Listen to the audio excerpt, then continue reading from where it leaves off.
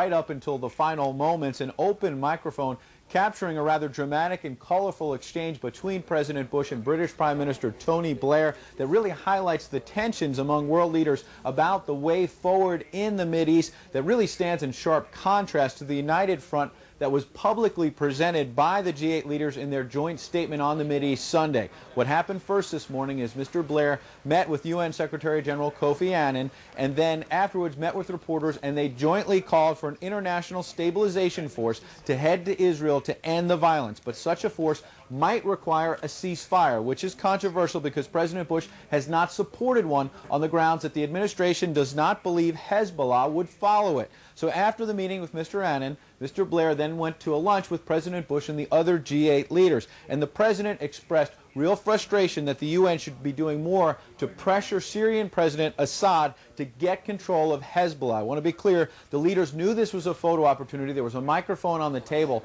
Tony Blair eventually turned the microphone off, but not before it recorded this. What about Kofi? That seems all right.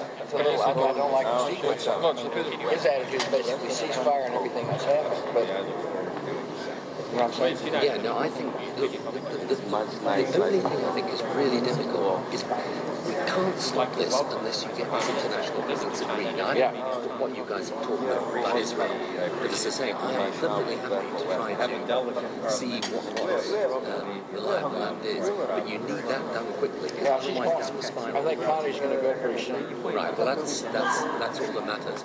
But if you see, it'll take some time to get that together. Yeah, but at least it gives people there's some process. I agree. At which you and I told her your offer too. Well, it's only if it's if she's got or if she needs the ground prepared, as it were. Because obviously if she goes out, she's got to succeed, as it were. Whereas I can go out and just talk. See, the irony is that what they need to do is get Syria to get Hezbollah to stop doing this shit, and it's over. Why? Because I think this is all part of the same thing. Yeah. Look, what does he think? He thinks if Lebanon turns out fine, if you get a solution in Israel and Palestine, Iraq goes in the right way. Yeah, he's through. He's had it. And that's what this whole thing's about. It's the same with Iran. I felt like telling Kofi to call, get on the phone with Assad and make something happen. Yeah. We don't blame Israel.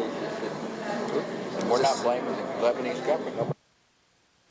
We played this tape for a White House spokesman who said the president's words speak for themselves. The White House not offering any further comment. The key exchange, of course, being the president in rather explicit terms saying that basically he believes the UN needs to do more to get Syria, to get Hezbollah, to stop the violence, and then this will be over. Also, what should not be lost in this exchange is the fact that the president confirms what we've been hearing for days here at the summit, that he's planning to send U.S. Secretary of State Condoleezza Rice to the Mideast to try and help defuse the situation and end the violence. Ed Henry, CNN, with the president at the summit in St. Petersburg. Thank you, Ed. Israel's Prime Minister addressing the Knesset. We'll see what he has to say. The latest from Jerusalem just ahead. Right now, a quick break.